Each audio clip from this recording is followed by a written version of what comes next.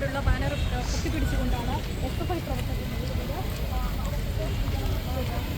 ഇറങ്ങുന്ന ദൃശ്യങ്ങളും കാണാം. ഒരുപക്ഷെ നിലവിൽ നമ്മൾ തീരുമാനിച്ചിട്ടുള്ളത് ഈ പറഞ്ഞ പോലെ RSS നേതാക്കളെ മാത്രം അറിയാവുന്ന ഗവർണർ, ഈ പറഞ്ഞ പോലെ രാജ്ഭവനിൽ RSSൻ്റെ നേതാക്കളുടെ ഫോട്ടോ മാത്രം വച്ച് പൂജ ചെയ്യുന്ന ഗവർണർ, മഹാത്മാഗാന്ധിയെയും അംബേദ്കറിനെയും കണ്ടുകൊണ്ട് യൂണിവേഴ്സിറ്റിയിൽ കയറണം എന്നുള്ളതാണ് നമ്മൾ നിലവിൽ ആലോചിച്ചിട്ടുള്ളത്. അതുകൊണ്ടാണ് ഈ രൂപത്തിലേക്ക് ഒരു പ്രതിഷേധം ഇവിടെ സംഘടിപ്പിക്കാൻ വേണ്ടി തീരുമാനിച്ചത്.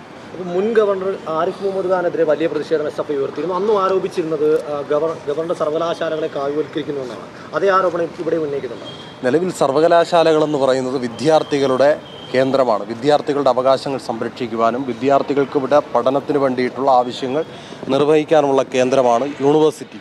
ആ യൂണിവേഴ്സിറ്റിയെ ഈ കാലയളവിലെന്നല്ല ഒരു കാലയളവിലും RSSൻ്റെ കേന്ദ്രമാക്കാനും കാവ്യവൽക്കരിക്കാനും SFI അതിന് ആര് തന്നെ ഗവർണറായി വന്നാലും ഒരു തരത്തിലും SFI അത് അനുവദിക്കില്ല എന്നുള്ളത് തന്നെയാണ് SFIയുടെ എല്ലാ കാലഘട്ടത്തിനകത്തെയും നിലപാട്. ആ നിലപാടുമായി തന്നെ SFI മുന്നോട്ട് പോകാൻ തന്നെയാണ് തീരുമാനിച്ചിട്ടുള്ളത്. ഒരു യോഗം വിളിച്ചിട്ടുണ്ട്. ആ യോഗത്തിൽ അധ്യാപക നിയമനം അടക്കമുള്ള വിഷയങ്ങൾ ഗവർണർ ഇടപെടുന്നുണ്ട്. അപ്പോൾ ആ ഇടപെടലിനെ SFI എങ്ങനെയാണ് നോക്കുന്നത്? ആ ഇടപെടലിനകത്ത് നിലവിൽ അധ്യാപക നിയമനം അത് മെറിറ്റോടു കൂടിയാണ് എങ്കിൽ കൃത്യമായി സ്വാഗതം ചെയ്യും. അല്ലാത്ത പക്ഷമാണെങ്കിൽ അതിനെ കൃത്യമായി ചോദ്യം ചെയ്യാൻ വേണ്ടി തയ്യാറാവും എന്നുള്ളതാണ്. ഗവർണർ സെനറ്റ് യോഗത്തിൽ പങ്കെടുക്കുന്നുണ്ട്. പങ്കെടുക്കട്ടെ, ഗവർണർ സെനറ്റ് യോഗത്തിൽ പങ്കെടുക്കട്ടെ. അതിൽ സ്വാഭാവികമായും ചാൻസലറിന് സെനറ്റ് യോഗത്തിൽ പങ്കെടുക്കാനുള്ള അധികാരമുണ്ടല്ലോ, പങ്കെടുക്കട്ടെ. അതിലൊന്നും നമുക്ക് വേറെ പ്രശ്നം അല്ല. നമ്മൾ ഈ തരത്തിലാണ് ആലോചിച്ചിട്ടുള്ളത്. കാരണം നേരത്തെ പറഞ്ഞതുപോലെ തന്നെ RSSൻ്റെ നേതാക്കളുടെ ചിത്രം മാത്രം കണ്ടുണരുന്ന ഗവർണർ ഈ പറഞ്ഞ പോലെ മഹാത്മാഗാന്ധിയുടെ അംബേദ്കറുടെ ചിത്രം കണ്ട് വിദ്യാർത്ഥികളുടെ യൂണിവേഴ്സിറ്റിക്കകത്തേക്ക് കയറണം എന്നുള്ളതാണ് SFI ആലോചിച്ചിട്ടുള്ളത്. ആ രൂപത്തിലേക്ക് തന്നെയാണ് നമ്മൾ പ്രതിഷേധം ഉയർത്താൻ വേണ്ടിയും തീരുമാനിച്ചിട്ടുള്ളത്. നിലവിൽ ഇത് തന്നെ ഇങ്ങനെ തന്നെയാണ് നമ്മൾ മുന്നോട്ട് പോകാൻ വേണ്ടിയിട്ട് ആലോചിച്ചിട്ടുള്ളത്.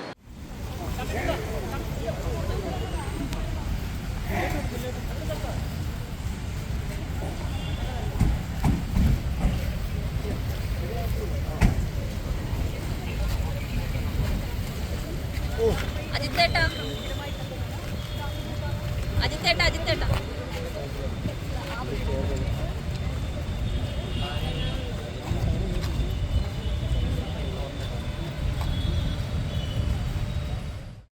ഏറ്റവും പുതിയ വാർത്തകളും വിശേഷങ്ങളും വിരൽ തുമ്പിലറിയാൻ സീ മലയാളം ന്യൂസ് എല്ലാ ഡിജിറ്റൽ പ്ലാറ്റ്ഫോമുകളിലും ലഭ്യം.